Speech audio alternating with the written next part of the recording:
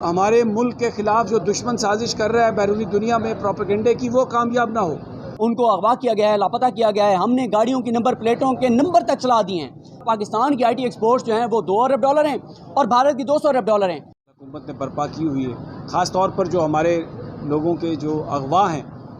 ان کے حوالے سے بڑی تشویش ہے، اور پچھلے 7-8 دنوں سے ہمارے جو مارکیٹنگ کے ہیڈ ہیں آکاش رام،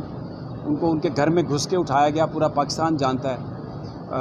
انٹرنیشنل میڈیا میں بھی یہ بات ہو رہی ہے، اور میں یہاں پر ہم اس لیے آئے ہیں، چیف جسٹس صاحب کو ہم نے درخواست دی ہے کہ اس معاملے پر وہ فوری طور پر نوٹس لیں اس کا،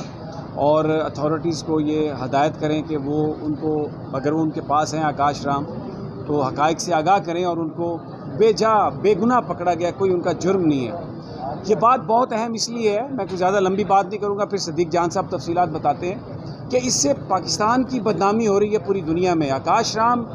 منورٹی، جو ریلیجیس منورٹی گروپ ہے، اس سے ان کا تعلق ہے، ہندو ہیں، اور یہ انسانی حقوق کی وائلیشن ہے۔ پوری دنیا میں پاکستان کا جو امیج ہے، ایک تو وہ خراب ہو رہا ہے، اور دوسرا پاکستان کے اندر جو اقلیتیں ہیں وہ عدم تحفظ کا شکار ہو رہی ہیں۔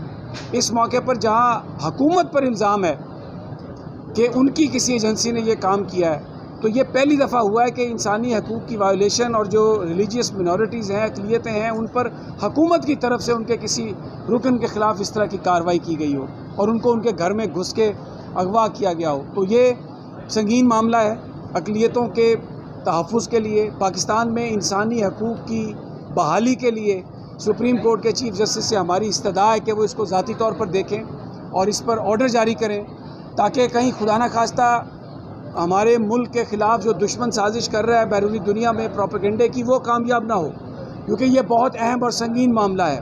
اب میں صدیق جان صاحب سے ریکویسٹ کرتا ہوں کہ وہ اس کی کچھ تفصیلات آپ کو بتائیں۔ جی بالکل، جیسے سمیع ابراہیم صاحب نے بتایا کہ بول کے خلاف ہم مسلسل دیکھ رہے ہیں کہ ایک مہم ہے حکومتی اداروں کی۔ جس طرح سے پہلے آپ نے دیکھا کہ ارشد شریف صاحب جو کہ بول جوائن کر چکے تھے، وہ جو کچھ ہوا، عمران ریاض خان صاحب کے ساتھ جو کچھ ہوا، سمیع ابراہیم صاحب کے ساتھ جو کچھ ہوا، جمیل فاروقی صاحب کے ساتھ جو کچھ ہوا، آپ خود گرفتار ہوئے۔ بالکل، مجھے گرفتار کیا گیا، اور شعیب صاحب کو ایک فیک کیس میں جو ہے وہ گرفتار کیا گیا۔ تو یہ مسلسل جاری ہے، اور ہمارے جرائم میں سے ایک بڑا جرم وہ یہ ہے کہ ہم سپریم کورٹ آف پاکستان کے خلاف جو ایک مہم ہے، ہم اس کا حصہ نہیں ہیں۔ یہیں کھڑے ہو کے ایک پریس کانفرنس کی گئی جو کہ تمام چینلز پہ چلوائی گئی، لیکن ہم نے تو نہیں چلائی۔ یہ ہمارے جرائم میں سے ایک ہے۔ دیکھیں، اب جو آکاش کو 7 روز ہو گئے ہیں، ان کو اغوا کیا گیا ہے، لاپتہ کیا گیا ہے، ہم نے گاڑیوں کی نمبر پلیٹوں کے نمبر تک چلا دیے ہیں، تصاویر تک چلا دیے ہیں، سب کچھ واضح ہے، لیکن کوئی ٹیسٹ مس نہیں ہو رہا، کوئی ادارہ جواب دہ نہیں ہے۔ اور پھر آپ یہ دیکھیں کہ